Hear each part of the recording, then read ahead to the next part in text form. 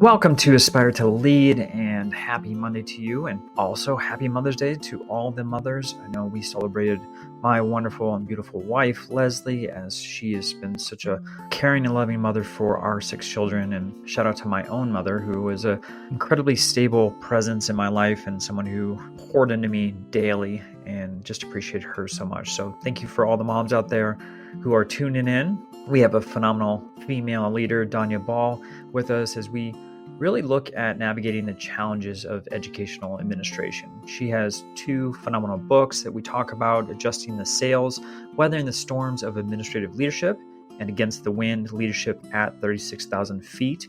And the conversation is really about exploring strategies for retaining leaders, fostering positive culture, and overcoming adversity while maintaining resilience in the face of all these metaphorical storms that we go through. As always, thank you so much for joining the podcast. If you haven't subscribed, I'd love for you to do so on your podcast platform. And for those who are watching on YouTube, I appreciate that, and would love for you to push that subscribe button. So with that, we're going to join this captivating conversation with Dr. Donya Ball, superintendent and leadership savant. Welcome back, everyone, to Aspire to Lead, where we will be discussing the visions, inspirations, and experiences from top educational leaders. My name is Joshua Stamper, and you can connect with me on Twitter or on Instagram at Joshua_Stamper. All right, Aspire leaders and Teach Better family, thank you so much for joining us once again this week. And I have a phenomenal leader in the educational space. She's an author, a national keynote speaker. She's doing so many wonderful things for our aspiring and current leaders. And I cannot wait to speak with Dr. Donya Ball. And with that, Donya, thank you so much for joining me on Aspire to Lead. Josh, thank you so much for having me. I'm really looking forward to engaging in this dialogue with you, and love the work that you're doing as well. Oh my goodness. Thank you so much. And so with that, Donya, I would love for folks to understand your background, because it is extensive and you've had many different roles, and I would love for you just to share your leadership journey. Yeah, thank you. We'll just kick it off with, I started as a teacher, which is right how most of us school and district leaders start. But I don't think it was really the teaching experience that really led me to being a great leader and ultimately focusing in on what I do now with, the writing and the speaking, because my background is actually in advertising and marketing. And that was what I went to school for. And I realized really early on, right out of my undergraduate years, that how important branding and, both from like a leadership perspective and also an organization perspective, I learned lessons in that really early on. But what that industry clearly did not give me was the connection and the service and the giving back. And so, although I loved so many lessons that I learned there, which clearly served me well in teaching, in leadership, definitely in my current superintendency role, it was really what I discovered through that cutthroat competitive industry of, hey, you know what? My heart and soul is really in service. And I, kind of took a chance to take a job as an instructional aide and get my teaching credential at the same time, and worked at like some inner city schools in the Los Angeles area. And I fell in love hard and fast with that, with really just working side by side with kids, and not even just the teaching aspect, but the actual getting to know them relationally, and some of the hardest to reach kids, and say, you know what, it comes down to in teaching and in leadership with how much we care and are investing in the people that we're serving. And so I basically, Josh, just took those foundational pieces learned really throughout all the phases in my career, from teacher to vice principal to principal, then to an assistant superintendent position, and ultimately to where I've been the last 5 years, and that is the superintendency. It's, as you know, and as so many of your listeners know, it's been anything but easy, this leadership journey. But then even those lessons learned along the way with leadership have definitely then served a purpose in then branching me out into this whole wild world, right, of authoring and keynote speaking, because I've been able to really take the leadership challenges and storms and trials that so many of us face, but we don't necessarily talk about it, and really turn it in to a relatable and magnetic message that leaders can connect to, school and district leaders, really whatever all positions can connect to, because there's storms that all leaders either have already gone through, will go through, or dealing with right now. And so that's just a little bit about me and really what got me started and really what I'm working on now. Awesome. Well, you have, like I said, an extensive background, and I want to touch on the superintendent piece, because I remember getting into my principal program and I kind of had an outline of like what I was going to do with my positions moving forward. And, it was like assistant principal, get into a district role, and eventually become a superintendent. And when I would share that with other educators, the first question was, why on earth would you want to be a superintendent? So I know that you are very passionate about your why in leadership, and this is something that you speak on, but I want to know like your why. Why did you want to become the leader where you do have to manage so many people within these, like you said, storms that folks are having to go through?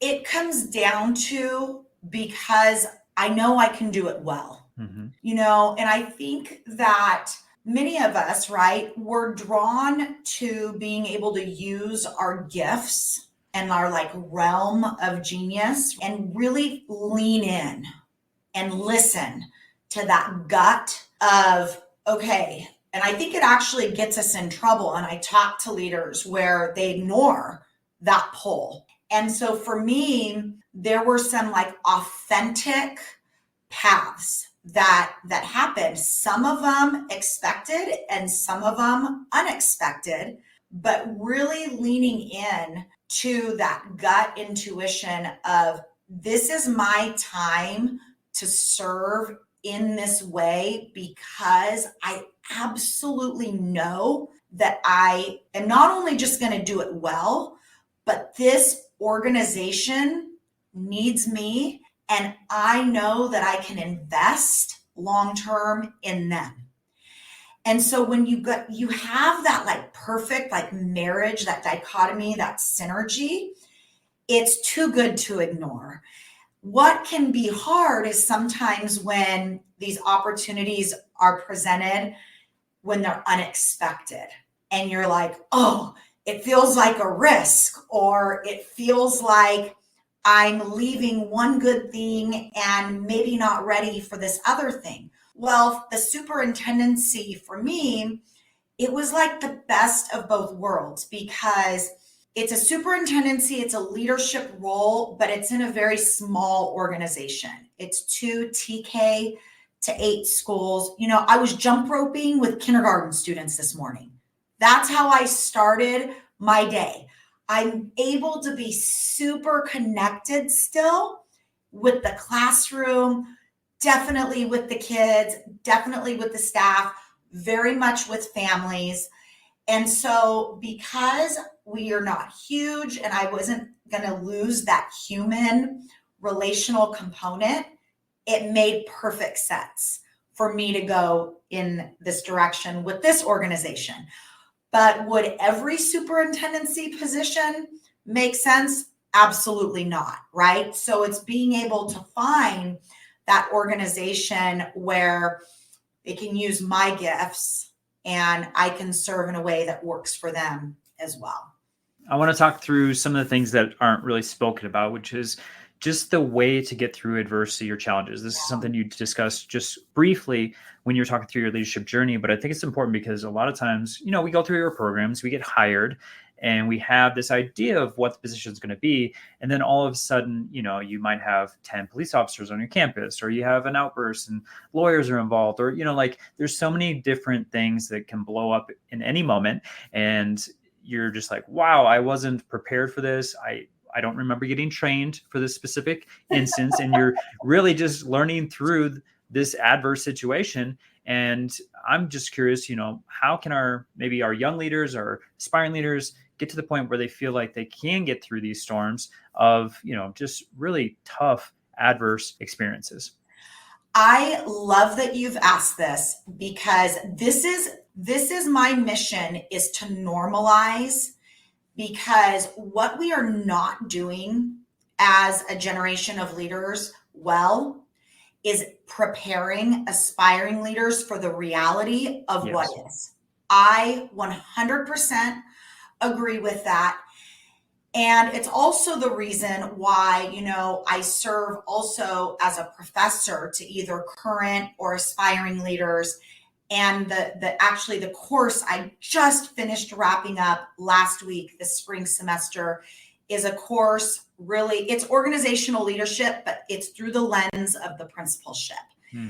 And many times, right, like the candidates will be like, Donya, this was not the content that I was expecting, because I am like sharing the down and dirty realities of like how to pivot during a crisis, right? Like your day's built, all your work is laid out on your calendar, and you show up and bam, right? The leader is gut punched, and it's like everything's on hold. And now those things are the last thing on my mind. But however, they still have to get done before midnight tonight, right? And so we talk about that. We talk about time management. We talk about many of us that are control freaks and have this wanting to micromanage staff, and how that can lead to career suicide. We talk about haters, about transitioning to leadership roles and having haters that are attacking you or criticizing you, and how to embrace that criticism to ultimately fuel your success. These are the realities of leadership today. And I realized early on as a vice principal, and this was, of course, many years ago, but I realized that there's so much literature out there that's data filled, right? That's research based. But there wasn't at the time a lot of what you and I are doing right now, which is like the real talk, the normalizing, like the reality show, right? Of what happens in the principal's office, what really goes down in the superintendent's day. And so that has been my mission through experiencing that loneliness, that adversity early on in my career, not having a ton of people to turn to except for, close friends, where it's like, we got to keep this in the vault, you guys. But why? Why do we need to keep these things in the vault? We are not helping current and future leaders, which is why the work that you're doing through this podcast is absolutely amazing, because it is a service to new and aspiring leaders of the realities of what is or what will be. I'm so excited that you said reality, because it's like a reality show. We always get, like my admin team, we always were joking that if we had a reality TV show, it would be must-see TV and we would go viral, because you just couldn't make up the stories that were occurring not only in the front office, but in the school. And we had a wonderful staff, wonderful student body, but even in that circumstance, you just had crazy things go on. And so I think I want to bridge what you just said to my next question, which is, because of this adversity, because of the challenges that we don't speak on, I do feel like that leads to a revolving door of leadership, because, and I've heard this firsthand from many leaders, of they get into an assistant principal role and they're like, whoa, this is not what I thought I signed up for. This is maybe it's with instruction, or maybe it's, I'm dealing too much with the community issues, or, fill in the blank as far as what the misconception was. But a lot of times it's pretty close to like first 3 months. They're identifying the fact that once the school year is done, they're pivoting back into the classroom or going somewhere Yes. else. And I'm just curious, as a superintendent, what are you doing to help minimize that revolving door that exists within leadership? Number one, it's doing what we're doing now, which we've talked about, right? Mm-hmm. Not vaulting, I mean, there's honoring confidentiality, Yeah. but we need to be less protective of our careers and lessons learned along the way. And so one of the things that I will tell you that really led to all of this is, for myself, was career rejection, which happens, by the way, all the time in all industries. But because of the high emotion, because of the shame, embarrassment, the identity crisis that one can go through when they are thinking, oh, my career is going this way, and now the rug's been pulled out under me, to go through something like that. And for me, that was, and I share this a lot, both on stage and in my writing and in interviews, is that was like a turning point in my life where I said, okay, I can choose to push this down and do what a lot of people do and not acknowledge that it exists and either stay here or leave or whatnot. Or I can actually use this career piece to absolutely normalize and bring to the surface for other leaders what it is like to be passed up, rejected. Some leaders, right, especially in the superintendency seat, have to deal with unexpected termination with just one board member turnover. Well, if as a vice principal or a principal, you're not, really equipped to deal with rejection, you're definitely not going to be equipped to deal with unexpected termination as a superintendent. And so what I do is I say, we're going to talk about it, but we're not just going to talk about it. We are going to go really deep into the now what, right? And that is always the piece where the rubber hits the road and it brings up emotion. It can bring up some really uncomfortable conversations amongst even people that are in the same room, whether it's a small group or a large audience, because these are topics that people don't like to feel. Nobody likes to feel it, right? But in order to prepare, going back to your original statement about trying to mitigate the revolving door, if we're not talking about the realities and the uncomfortable realities, we're only doing a disservice because we're setting up leaders for a false expectation of what the job is going to entail. And that, in my opinion, is one reason, a big reason why, the latest research is that the superintendency, it's less than 3 years. And I don't believe the principalship is far off of that. So I know it's less than 5. You would probably know better, the exact number, but it is really sad, that inconsistency in leadership, because again, it brings up the whole then secondary problem of you can never see initiatives through from start to finish when initiatives take at least 3 years to develop and then implement, and all the checkpoints along the way. So it's no wonder why, when there's constant leadership turnover, there's also constant initiative turnover, which also leads to constant teacher turnover. Yep. And there you have it. Yeah, it's that cycle. And I was shaking my head because, Donya, I had just seen, and I forget where it was, but they had talked about the data showing that it was 3 years on a campus for a principal. And, talking about culture and a shift, both of us know this so well, is that it does take 3 to 5 years to get the culture to the point that you would like it as a leader. And if you're changing every 3 years a building principal and you have a staff member that's been there 10, 15, 20 years, they have seen a dramatic shift over and over and over again. And I think that only goes to what you're talking about, which is the revolving door of teachers, either going from a different campus to campus, maybe to a different district, maybe out of education altogether. I mean, we're seeing a lot of movement, more so now than ever before. And I think it really comes down to what you're talking about.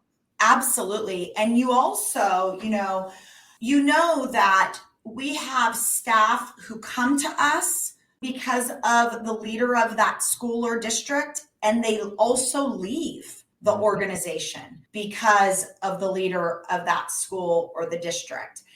And so it's really interesting to me when we have organizations that are not focusing on leadership development or even governance training. Because when we're only focused on the classified and certificated PDs and trainings and onboarding, but not really the leaders who can make or break the cultures and the dynamics of the entire organization, that is a problem. Yep. And so that's also has driven my intense focus as well in governance teams and how superintendents can build really healthy and synergistic governance teams. Because as you and I both know, when you have toxicity there at the top, that's just awful and a living nightmare for everyone in the organization. Yeah, that trickles down to everyone. So couldn't agree more. This podcast is a proud member of the Teach Better Podcast Network. Better today, better tomorrow, and the podcast to get you there. You can find out more at teachbetter.com/podcasts. Now let's get back to the episode. So, Donya, I want to talk about some of the work that you're doing because, I mean, you're doing so much already, right? You're a superintendent, you're working with those in the university level. And then also we had touched on it with your book. So it's a series, which is super exciting. You have Adjusting the Sails, Weathering the Storms of Administrative Leadership. And then you also have a second book, Against the Wind, Leadership at 36,000 Feet. And a special announcement that a third book is being worked on right now. So it's being worked on. Yeah, it's being worked on. Will you please just share with my audience about those two wonderful resources, but then also what the third book will be all about? Yes. So really, I had this dream to develop a series. It wasn't enough to me because as leadership, what we've already talked about, it's a transition, right? Mm-hmm. And so that first book, Adjusting the Sails, is like really grounding either the aspiring or the current leader in all of the storms that an aspiring or current leader is going to face at some point in their career. And so like the first chapter of that book is titled Haters Are Gonna Hate, because one of the biggest transitional pieces that we talked about from going from whatever position into leadership is being able to deal with the haters and critics, right? So I purposely started with that. And then, of course, hit on a ton of other challenges and storms. That then took me to the second book where I wanted to level it up. So for example, in the first book, when I talked about, the site and district leader needing to be able to navigate kind of like ground level storms. So for example, unions.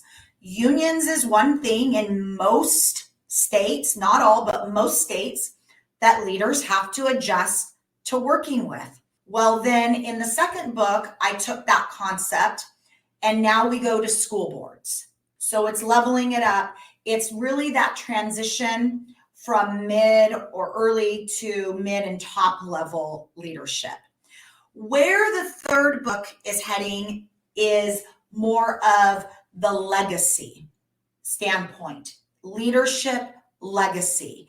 And that is sustainable leadership practices, but not just currently in our careers, but what are we really leaving behind in our organizations far longer than my time even here on earth. And that is really exciting because what I'm doing with this book is it's not just education specific.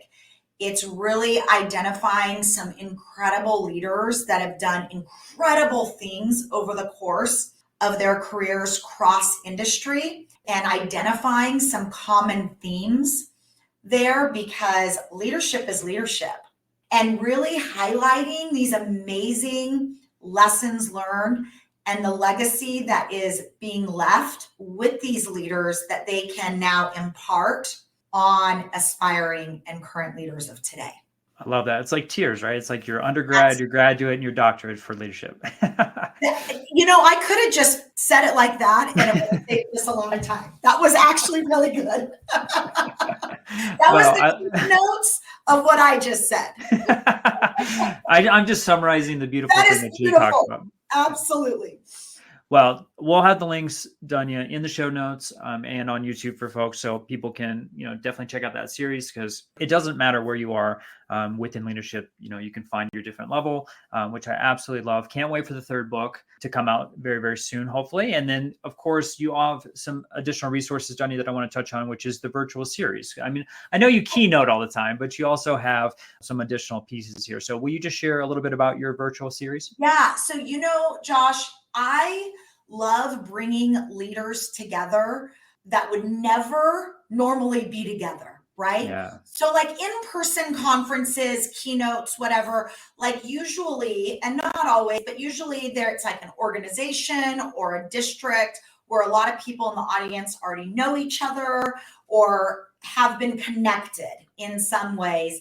And so what is really cool about the virtual series is that not only does it provide leaders with the flexibility on being able to access basically anywhere in the world, but it also expands their web, right? Nice. It gives them that connection to a principal in California is connecting with a principal in New York. And that, as we know, is so amazing to be able to have that space, that safe space, but also the content, which is derived primarily from my books, it builds on each other. So the summer series, for example, that's going to be starting mid-June, it follows the outline of my second book, Against the Wind, and it's broken down into 6 1-hour sessions, basically. Mm-hmm.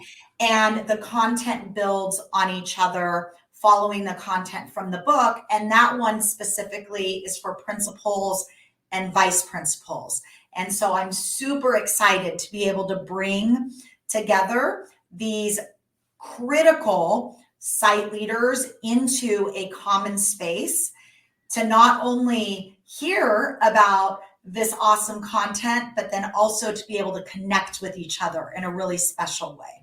For our listeners, how would they be able to access that? Would that be just on your website? Yeah. So they can go to donyaball.com, exactly right there. They can access it there. They can also access it through LinkedIn and X and Facebook and Instagram. I have links to all of it there. So wonderful. Yes. Well, we'll get to all of the different social media accounts that you have and how people can connect with you. Can't wait for those folks to do that. But before we do that, I would love for you, Donya, to just share a little bit of advice for our current and aspiring leaders. So if there's something they could do tomorrow or next week to enhance their leadership journey, what would you advise them to do? My number one advice, and I wish I would have done this more as a new and aspiring leader, is to seek out conversations with people that are not like-minded. Yep. Okay.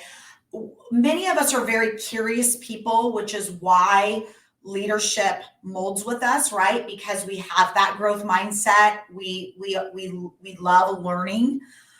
But what I have found is that the leaders who are able to actually seek out and learn from people who may not necessarily be in agreement, who may be serving in different capacities, always serve us tenfold. Because what we are doing is we are stretching ourselves into a realm of being able to acknowledge that, oh, okay, this is why these groups of people or this mindset exists, and I can level with that. I can understand that. And as leaders climb that ladder, that skill set to be able to see past my own understanding and tap into yours can make or break a leader's career. So seeking out those people that you are able to really learn from that are not necessarily in your inner circle, but that you can absolutely learn from. For sure. And not only connect with them, maybe even hire them on your team. Absolutely. It's that asset-based mindset, right? Yeah. Of what they bring that I don't have. Yeah. 100%. Yeah. It's very easy to get connected with someone and be like, oh, we're like-minded. We have so much in common. Totally. I love talking with you. But at the same time, how much growth is really occurring either in that conversation or hiring them onto your team. So such great advice, Donya. All right. I had mentioned earlier, I want folks to connect with you. We had touched just a little bit about your website. Obviously, there's probably a lot of resources on there that folks can tap into, but I also want them to find ways to connect with you on social media. So how may they do that? Yes. So I am very active on LinkedIn. I am posting on there a ton of resources throughout the week. And so that to me is probably the number one way. But then also I am on X and Facebook and Instagram. And so I you know what? I even opened up a Threads account, Josh. Oh, wow. Look at you, girl. A couple weeks ago, a couple months ago, but I will tell you, I probably am going to need a lesson because I'm not using it that much. So any of you that have advice on how to be able to prioritize all of them, that's definitely a struggle. So, but LinkedIn is definitely where I connect with people the most, but I am on all of them. Awesome. And so we'll have all the links in the show notes if you're on the podcast players. And then, of course, if you're on YouTube, it'll be in the description there. So just click that link and then you'll find all of the various ways to connect to Donya. And I would highly recommend that. Donya's got a ton of experience and knowledge in this leadership realm. So please make sure that you're checking out her website and connect with her on social media, and then go pick up her books. And super excited to hear the announcement for the third book. And all that being said, Donya, thank you so much for joining me today, sharing some phenomenal wisdom and insight into leadership and not putting anything in the vault, right? Exactly. There needs to be very few things in leadership that are in that vault.